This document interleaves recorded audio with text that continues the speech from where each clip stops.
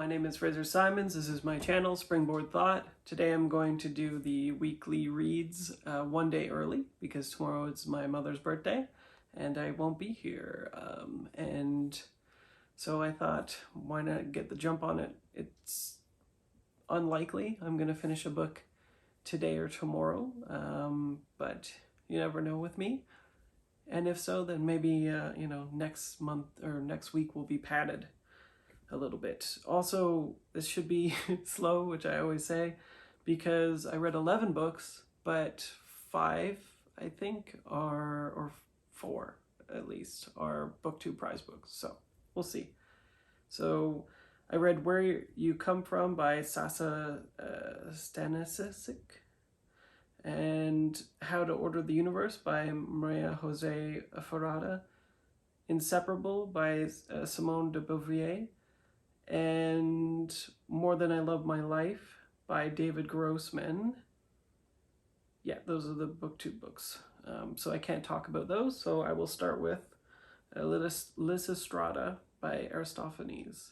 I give this 4 stars. It's a play. I saw this over at Shelley Swearingen's channel. She had a video last year of, favorite books, and this was one of them. I was a little hesitant because it's humor, but it was absolutely my kind of humor. It's very funny. It's about the women during a war, essentially just rising up and having a kind of like sexual resolution, saying that they will not put out basically until the men come to a peace accord, and it spins out from there basically. It's political satire, very funny wordplay, quite a lot of that actually, double entendres. It's very like highbrow, lowbrow at the same time. Interesting character work. The chorus, when they're singing, is like just springs right off the page. You can hear it in your head. It would absolutely make a fantastic play. I can totally see why it made the top list for Shelley. And for me, I gave it 4 stars because it was starting to feel a little bit overlong for me, but I think that's particularly because I don't read plays that often. 2, the humor, I'm still like a curmudgeon in my heart, and it started hitting me over the head, I guess, too much with the same point.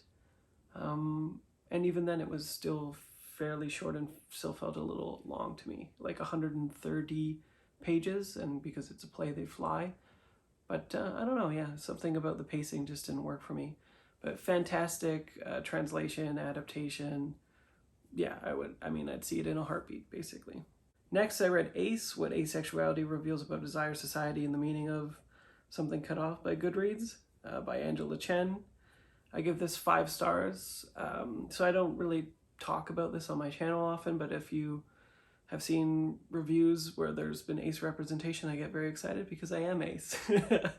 And so this book is really interesting because I thought it would be kind of like a good primer or whatever, and it wouldn't be communicating too much to me. And in some ways that's true, but in other ways it was really educational. So first off, if you don't know anything about asexuality at all, I think this is definitely the best start to it, just because it's extremely intersectional. It's the most intersectional look at asexuality that I've ever seen, but it is not the most comprehensive look at it, if that makes sense. It gives you the umbrella terminology and jargon that the culture uses for it. It is definitely an evolving situation as well as the reasons why some people oppose ACE under the queer umbrella, like LGBTQIA2S+ umbrella, as well as why it should be included.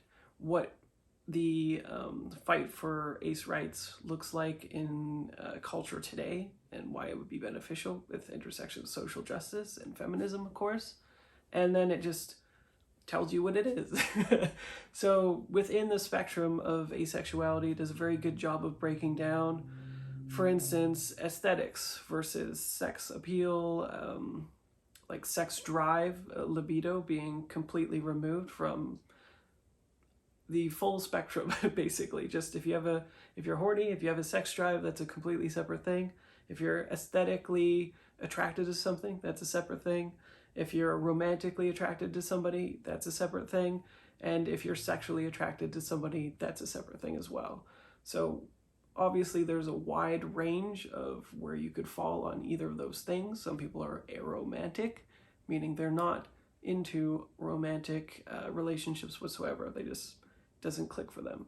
Some people are ace, and so are mostly, you could figure it as like a generic term for someone who doesn't generally want to have sex or is sex repulsed. Sex repulsed is always like a strong term, I think, for people who generally, usually in my estimation, simply don't care about it at all. And sometimes it's hard for people to sort of reckon with the idea of having a sex drive but being sex repulsed. And so then there's the socialization aspect of you being aesthetically attracted to conventional stuff that you've been indoctrinated for your entire life. And then you also have your sort of kink fetish fantasy life as well. So I'm not going to go into this all of this video, but I think it's a very good introduction. It's very clear, very precise, and what's best about it is it's written by an ace person, and it shows. She uses a bunch of different testimonials, I guess, essentially, of other people, incorporating it into a very tight narrative, which is why it's kind of myopic, but also within all the different experiences expressed from ace people, it does cover the sort of more or less three-quarter gambit of how you might identify on the spectrum, even if it doesn't go into the specific jargon. For instance, I would say that I am gray ace, demisexual, with fluctuations that spike. And so if I just said that, nobody would get it, basically, if they read that book. But they would be able to latch on to demisexual, what that means, meaning I only feel sexual attraction if I develop really strong feelings for another person, and otherwise it's just not there, basically. Gray, very infrequent sexual attraction whatsoever, or like small rises in libido type deal. And that is, 2/3 of the identity codified in this book, which is better than nothing, right? And then I think it's meant to springboard you into, territories in which you can further codify stuff, because there is a lot of jargon, a lot of terminology, a lot of granularity to the spectrum that encompasses a lot of things. And then, the discussion around should it be in the umbrella term, depending on certain things, is very indicative of, I think, queer culture in general. There's infighting in the community about what a good bi person looks like, and if somebody identifies as bi but has a partner for most of their life that's straight, and all this kind of stuff, right? So I think if you're mostly inducted to this community and you know what ace is, and you generally know the largest terms around it and have a pretty good understanding, or if you just want to know testimonials and hear people speak on their own experience, which I think this does pretty well, I would definitely recommend it. But if you already know that kind of stuff and you just want to see if it's going into more granularity than you already know, it probably isn't going to do that. I rated it 5 stars. There's just nothing out there like it that I'm aware of that this is kind of doing. There's other introductions to ace which are pretty antiquated, like 2014-ish stuff happening, which is like a lifetime now, pretty much. So yeah, I think it's useful, valuable, fantastic to see representation, and she talks about how representation is so important. Yeah, I thought it was fantastic. It kind of bowled me over with how good it was. Next, I finished Jonathan Strange and Mr. Norrell, which I've been reading for 10 days, I think. It was quite a while. It's a large one, 865 pages for this version, I think. There's a 1,000-page one out there somewhere. I've already seen the TV show, and I think that's kind of pivotal for this review. I gave it 4 stars. Excuse me. And this more or less is encapsulated in the TV show. So I knew what I was getting into it for, and also what to expect from the writing generally, because I had already read Piranesi. So I was kind of like primed to like this regardless, and picked it up at the right time for my mood wise, and I really enjoyed it. It does what I like historical fiction to do, which is go into norms, customs, fashion, imagery, education on the time period. And then it also incorporates fantasy.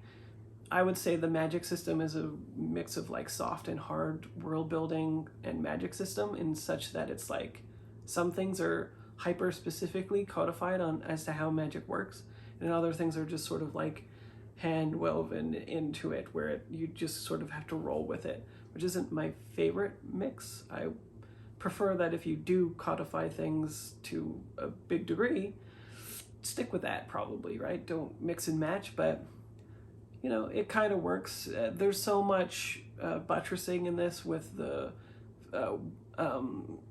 research, I guess, with the historical stuff, that everything feels pretty well handled. You feel like you're in the author's hands. The pacing is quite off, I would say, generally, but I kind of like that with this kind of story. Like, it's the type of story where she slows it way back, and that's the pacing mechanic that she uses. She wants you to be enriched, enveloped, all consumed by the fiction, and so you don't kind of notice the pacing.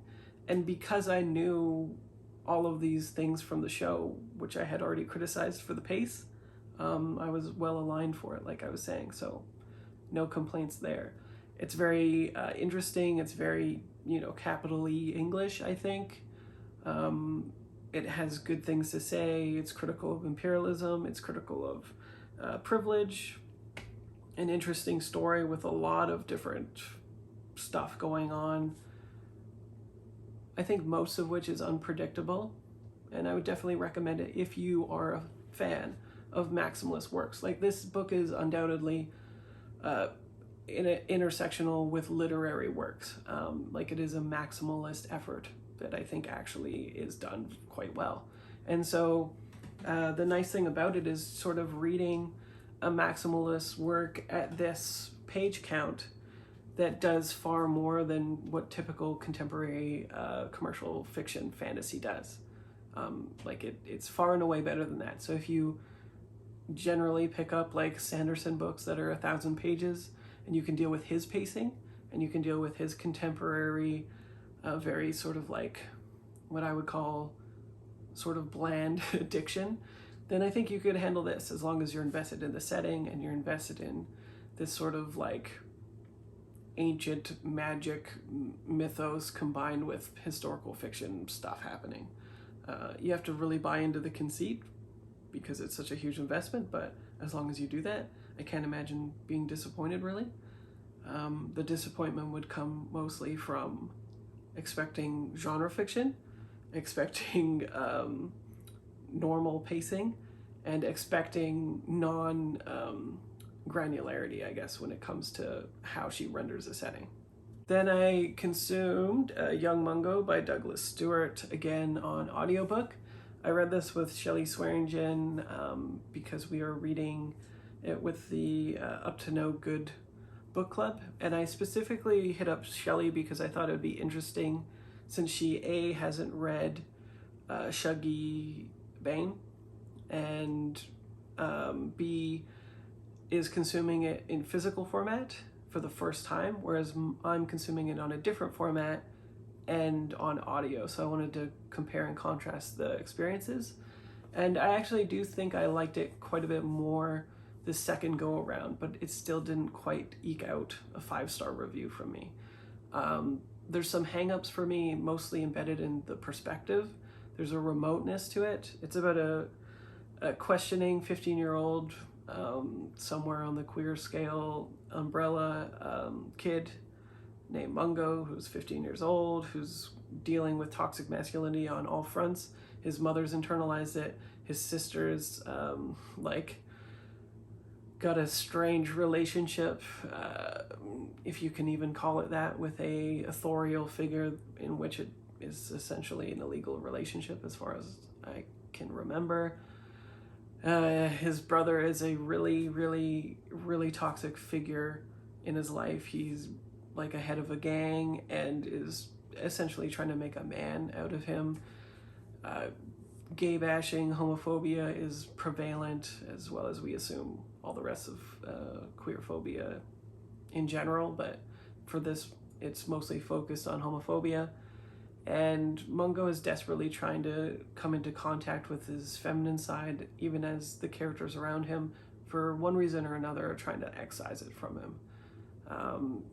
Whether to protect him from society, whether to be confronted in essentially like a mirror aspect, projecting their own associations, I guess, onto Mungo, and then hurting him for it, basically. A plethora of reasons. And so the question is, what kind of person Mungo is going to grow up in a situation like this, where he's got poverty, where he's dealing with not being very good at school, where he's ostracized, where his femininity and his effeminate mannerisms as a slight queer boy, basically, come into constant contact with other people that treat him, at least from his perception, in ways that feel like they're infringing on him, and sometimes they are, for sure. It culminates into a lot of violence and even some death, and I think is a really realistic rendering of life in the setting that Stuart has portrayed and rendered. But as I said, my hang-up is that there's a remoteness in which Stuart wants the reader to infer a lot of actions that are occurring. So he's really good at choreography, like the physicality of the characters is absolutely excellent. Yet he wants that information to provoke the reader with thought and assume what the character's interiority is like. Sometimes we do get some interiority, like it's a omniscient narrator, so sometimes we do get stuff like that, but it still feels a little too remote for me in such a way that I can never fully connect with the fiction, even as I'm admiring it. There's a lot of excellent diction and specificity. The way that he describes things is phenomenal, I think. Like, it's almost effervescent sometimes. But yeah, there's always this pulling out, and I can see why he is doing it. Like, even thematically, we're kind of being put in the same place as Mungo. But yeah, it just doesn't work for my brain. And most people don't seem to have this problem. So for most people, I think it's like a 5-star read, basically. I had this problem with Shuggy Bane as well. So next, I consumed Sorrow and Bliss by Meg Mason. This is a women's prize book. I gave this 3 stars. It was going to be a 5-star read, maybe a 4-star read, until near the end. Basically, this is about a woman. I think everybody has heard about what this is, so I'll try to be quick with this one. It's about a woman with an undiagnosed mental illness who, at the age of 17, a bomb goes off in her mind, and she starts suffering from debilitating symptoms where she will get migraines. She will basically go from manic to depressive, but stuck in a very depressive state at the beginning until she is medicated, and then it's all about balancing the medication. It starts off with a 40th year birthday party. She sort of codifies how her relationship with her husband Jonathan is. Her name is Martha, P.S. And then we learn that Jonathan leaves 2 days later. That's the first chapter, and then it digresses into the past, and we start learning about her, how she became this way, because she comes off as very shrill, like just a really mean person who's, yeah, kind of effortlessly cruel to Jonathan, even as she like can't help herself, essentially, I guess. And we chronicle her entire life up to the point of which their dissolution of their marriage, and then post that as well. There's really good work in terms of humor, which is strange to say in a book like this, I guess, but it really is absolutely hilarious. I laughed out loud multiple times. The characters are very relatable, especially Martha to me. I know friends who have gone through similar things. It makes the distinction of filling in with a dash to what the mental illness is, so that it could be kind of like anything. And it also says that the mental illness symptoms don't map to anything specifically. So if you're thinking, oh, is it X disease, X diagnosis, or whatever, that's all supposition basically. And it must be like some kind of milieu of symptoms going on, I guess. Basically, my issues with it is it becomes almost like a questionable self-insert, and we learn that the character is a writer. She's keeping a journal, and this ostensibly could be this book, essentially, what it becomes, because it's very much in sort of vignette formats, and then also sort of looks to provide the buttressing of the story. I'm not sure why she wanted it in that liminal space, and is the main source of my issue with the book, basically. Because as soon as you take it to the liminal space where this could be autofiction, the decision to make the illness a fictional thing feels like a misstep, basically, for mental health representation. If you want it to be just fictional, that's fine, but as soon as it's becomes this is actually a real thing, potentially, I have issues with that. Also, it doesn't need to actually occur at all. Like, it does a fantastic job of building up to a very poignant and interesting conclusion that lets the readers draw their own conclusions, and then completely snips it off the bud, basically. Like, it prescribes what you're supposed to think, what you're supposed to feel, what you're supposed to take away from it, what the characters take away from it. It erases all of that goodwill that's built up throughout it for no good reason, and then also creates the liminal space where, like, it's all maybe real too. So it becomes like intersections of almost like self-helpy vibes at the end with like Midnight Library prescription, when it was telegraphing none of that at the beginning. And then I think it's just not a good look to put a fictional mental illness that has got multiple symptoms manifesting themselves in a character that is then ostensibly real, and then could be an auto-fiction-y place. Like, it just serves no purpose, because it feels like the purpose of keeping it a fictional illness is then erased when you do that.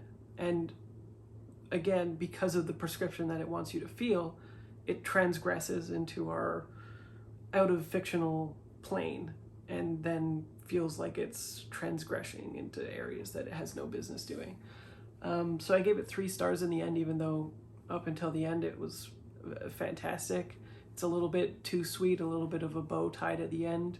Still worth reading, I think, but I'd love to hear other people's opinions now that I'm done. I've been sort of skipping the reviews that I've seen because I knew that I was going to be consuming it, and I already owned it since last November or something like that. So next I consumed Run Towards the Danger by Sarah Polley, narrated by Sarah Polley. At least this one has the narrator listed. Sorrow and Bliss does not, and I know it's not the author though, it's someone else. I'll have it listed as always in the bottom though description. I always list translator and narrator down there. This is a fantastic memoir intersection essay, I guess. It is 5 stars. It's about a Canadian actress, director, producer, writer, all around fantastic Canadian, basically, I guess, who is famous for being on the roads of Avonlea and being in lots of productions, like stage productions as well and stuff. She did the This Is My Family, I think it's called, a documentary that was about her family that are all storytellers, and I remember that movie being quite good. And she was also in tons of other stuff. Most recently, I think Fear of the Walking Dead, which I don't watch. But she's in a lot of stuff. She's doing a lot of stuff, a lot more stuff than I knew, because I hadn't... The name kind of rang a bell for me because I had seen that documentary, but otherwise I didn't know. And the interesting thing about this is I think most of these books, it's my supposition, I'll say, that if you come to a celebrity memoir, generally you know the person and you like them already and you just want them to talk to you. Whereas if you don't know them, for instance, I tried to consume David Grohl's book or whatever, no interest whatsoever, completely couldn't get in. This, though, is just so well written, so well structured, absolutely surgical is how I described it, I think, in my review, of how it tackles certain issues and goes about it from the lens of Sarah, who knows that she's both privileged and suffering from severe trauma, dealing with a lot of different stuff, and then proceeds to characterize all of that stuff through very specific instances in her life, starting from the production of Alice in Wonderland, in which she was, I think it was her first lead role in a like Shakespearean production type thing, like a stage production is what I mean. The amount of pressure that she put herself under, the psychological issues that provoked, a whole bunch of stuff with her relationship with her father, who was essentially not really a father. Her mother died at a very young age, and then she's thrust into being like a child actress, basically. And yeah, it was, it's a tough thing to consume at times, but she springboards from that sort of pivotal moment in which she is describing also her scoliosis that she was having to deal with at the time, while also doing a stage production, which is mind-blowing. And from there it goes into her not coming forward when the radio host guy, Giovanni, the Torontarian guy who was accused by like 8 women or something of sexual assault, why she didn't come forward in also contributing to that. Fascinating essay, I think, and just really open, honest, and I think just not a perspective that you usually get, you know. I thought it was just really great, especially with all of her connections, how she characterized the instance of sexual assault that she had, how she dealt with it, how her memory was affected by it. Anyone with trauma in their lives, I think, could severely identify with this, but then also the intersections of dealing with like the Me Too movement, wanting to get justice against this man, and weighing her own testimony and her emotions and her past and all of this stuff prematurely before even considering, you know, while considering even putting the charges forward and then deciding not to. It also goes into her having kids, so it's like motherhood, there's stuff on grief. It's very like, I would say, tight and short. It almost felt like I could definitely consume a few more essays in that collection. It would have been fine.